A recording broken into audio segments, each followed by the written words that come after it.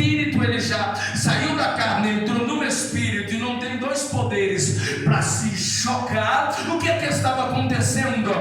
Ezequiel não estava pronto para tamanha glória, tamanho poder. E que glória é essa? Deus apareceu na boca da caverna e gritou: Elias, o que é que tu fazes aqui? Primeiro, fingindo ser covarde. Segundo, dizendo que está cansado. Terceiro, fugindo de uma mulher. O que é que tu fazes aqui, Elias? Glória a Deus, aleluia. E sai desta caverna. Quem é que pode ficar de pé na presença de Deus? É claro que é impossível, porque quando ele tentasse se levantar, o peso da glória colocava ele no chão.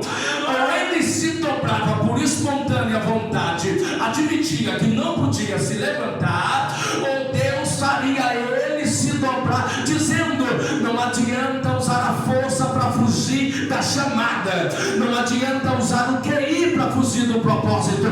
Quando Deus desceu com Ezequiel naquele vale, saiu da carne, o calor entrou no espírito, então Ezequiel não está adaptado a tamanho poder. Todas as vezes que Deus se movimenta com ele no vale, o barulho da glória de Deus é tão grande que os trovões relampeiam. A glória de Deus vai para a direita e vai para a esquerda. Terceiro sinal que aconteceu ali: Deus ocultou Ezequiel na terra. Seu corpo ficou na terra, mas o seu espírito estava com Deus. Pela primeira vez o inferno inteiro disse: eu não estou vendo Ezequiel na terra. Para onde é que ele foi? A oração foi tão forte que eu me lembro de João no capítulo 4 e 5 de Apocalipse, quando se ajoelhou, acordou no céu. Coisa maravilhosa. Terceiro sinal que aconteceu, maravilhoso ali, é que o céu inteiro está dizendo: aonde está o Todo-Poderoso? Aonde está o nosso Senhor? Ele não está na terra, ele não está no céu, ele está em um particular com Ezequiel. Quando ele avistou toda aquela glória, ele simplesmente fez uma pergunta: Ezequiel, poderão reviver estes ossos aqui? Depois disso tudo, ele olhou e disse: Senhor, tu o sabes? Sim. Segundo período em que Deus vai revelar o seu avivamento é quando estavam em escassez. Deus profetizou um poder imenso sobre a natureza de Israel, dizendo que o que viria sobre eles, uma promessa tão grande que o inferno inteiro não poderia impedir.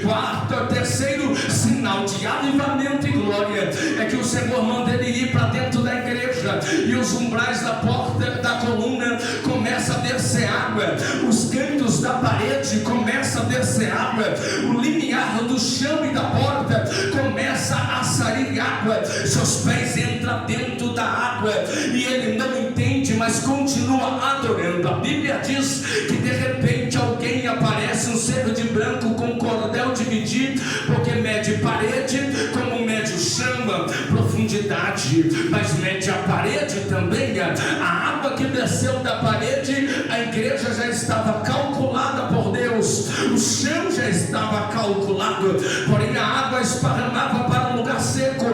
Enquanto ele adorava, as águas que saíam do altar inundavam toda a frente da igreja, mas ele não perguntou, não ousou questionar, permaneceu adorando. A Bíblia diz que quando ele avistou de longe, estava um rio tão imenso, tão grande, que não podia se comparar. Então ele chama ele para 3 períodos. Primeiro período para medir as águas do lado de fora. Quando ele mede 1000 metros, ele coloca o pé da água. Então o refrigério de Deus no primeiro período está lhe dando a adaptação de viver dentro da igreja, porque ser crente, irmão, todo mundo é. Permanecer crente, são poucos que vão permanecer. Ser profeta, todo mundo profetiza, é só fechar os olhos e lá vai. Agora permanecer profetizando, tem que ter calo no joelho, tem que ter calo nos cotovelos no banco da igreja em oração, para ter vida no altar. Não é de todo jeito, Deus lhe deu uma experiência. Segundo período, as águas vêm nos joelhos, Deus está lhe dando a habilidade para andar dentro da igreja sem se ensoberbecer. Deus não lhe dá promessa enquanto as águas estão no joelho. Ele está aprendendo a andar dentro da igreja. Terceiro período, as águas colocam ele no alto, ele não enxerga o seu limite.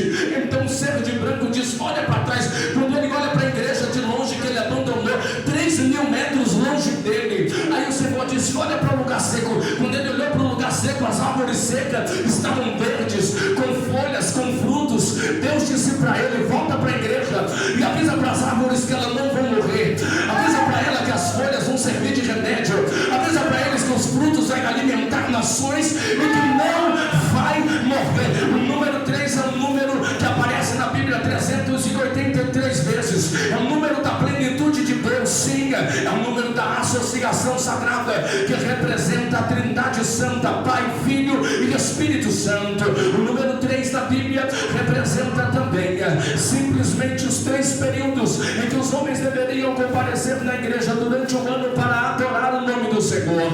O número 3 da Bíblia representa também, segundo a Bíblia Sagrada, as 3 vezes que Daniel orava a Deus por dia. Representa as 3 vezes em que Pedro negou a Jesus, 3 vezes que Pedro afirmou que amava Jesus, 3 vezes em que Pedro teve uma visão com Deus de noite, 3 vezes em que Jonas foi entregado ao peixe 3 dias e 3 noites. Paulo orou pelo espinho na sua carne 3 vezes a Deus, sim. Jesus é proclamado o rei de 3 mundos, céu, terra e inferno. Ele é proclamado Senhor de 3 línguas, hebraico,